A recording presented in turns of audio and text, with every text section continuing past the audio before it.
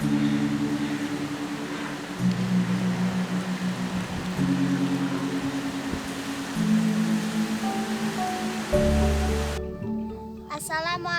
warahmatullahi wabarakatuh. Perkenalkan, nama saya Maulida Siva Khalifah dari SD Negeri 1 Penanggungan. Saya akan menceritakan cerita rakyat yang berjudul Ande-Ande Lumut. Pada suatu hari ada seorang putri dari kerajaan Kediri yang tersesat. Karena pada saat itu di kerajaan Kediri sedang tertimpa musibah sehingga mengakibatkan putri hilang ingatan. Putri itu bernama Dewi Sekartaji. Kemudian ia menemukan sebuah rumah. Ia berhenti di rumah itu dan bertemu dengan pemilik rumah. Ia bernama Mbok Rondo Dadapan. Mbok Rondo Dadapan mempunyai 2 orang anak yang bernama Kelenting Abang dan Kelenting Ijo. Kedua anak itu kerjanya hanya berdandan dan bersolek. Kemudian Dewi Sekartaji meminta kepada Mbok Rondo untuk diizinkan tinggal di rumahnya. Mbok Rondo dan anaknya mengizinkan Dewi Sekartaji tinggal di rumahnya.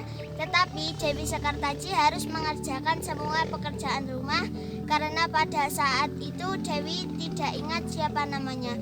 Mbok Rondo memberi nama Kelenting Kuning. Namun hari demi hari timbullah perasaan iri dari Kelenting Abang dan Kelenting Ijo pada Kelenting Kuning akan kecantikannya. Pada suatu hari ketika Kelenting Kuning hendak mencuci pakaian, tiba-tiba ada seorang kakek tua yang sedang terjatuh. Kakek tua itu ingin minum. Kakek itu diberi minum dari air sungai. Setelah itu kakek tersebut membantu mencuci Kelenting Kuning dengan kekuatan magicnya dan memberikan sebuah lidi kepada Kelenting Kuning untuk perjalanan menuju ke Jenggala. Beberapa hari kemudian terdengar kabar ada seorang pemuda dari Jenggala yang bernama Ande-Ande Lumut ingin mencari seorang istri. Setelah mendengar kabar tersebut, Kelenting Abang dan Kelenting Ijo berniat untuk unggah-ungguhi.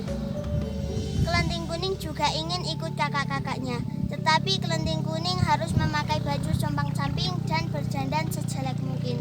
Kelenting Kuning menyetujuinya. Di perjalanan Kelenting Abang dan Kelenting Ijo dihalangi oleh Yuyu Kangkang di tepi sungai. Mereka meminta Yuyu Kangkang untuk menyeberangkan sungai menuju ke seberang. Tetapi syaratnya harus mau dicium oleh Yuyu Kangkang. Kelenting Abang dan Kelenting Ijo menyetujuinya. Sesaat kemudian datanglah Kelenting Kuning dengan baju compang-camping. Kelenting Kuning juga dihadang oleh Yuyu Kangkang di tepi sungai. Tetapi Yuyu Kangkang tidak mau mengantarkan Kelenting Kuning karena Kelenting Kuning berbaju jelek dan berwajah jelek.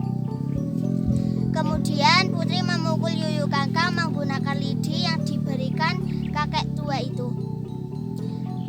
Seketika berubahlah Yuyu Kangkang menjadi manusia. Ia adalah senopati kerajaan Kediri yang ditugaskan untuk mencari Dewi Sekartaji. Karena tidak dapat menyeberang sungai, Kelenting Kuning menyabitkan lidinya ke sungai. Seketika sungai membelah dan membentuk sebuah jalan yang dapat digunakan untuk menuju ke seberang. Setelah bertemu ibu angkat Ande-Ande Lumut, Kelenting Abang dan Kelenting Ijo mengatakan maksud kedatangannya. Mbok Rondo menerima kedatangannya, tetapi Ande-Ande Lumut tidak menerima kedatangannya karena mereka bekas Yuyu Kangkang. Kemudian datanglah Kelenting Kuning dengan baju compang-camping. Ibu angkat Ande-Ande Lumut tidak menerima kedatangannya, tetapi Kelenting Kuning tetap berusaha sampai akhirnya dipersilakan Kelenting Kuning untuk bertemu Ande-Ande Lumut. Dan Ande-Ande Lumut menerima Kelenting Kuning.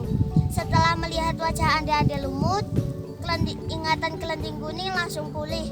Ia ingat bahwa Ande-Ande Lumut adalah Panji Asmoro, bangun kekasihnya yang telah lama berpisah dengannya. Mereka hidup bahagia dan kembali ke kerajaan Jenggala.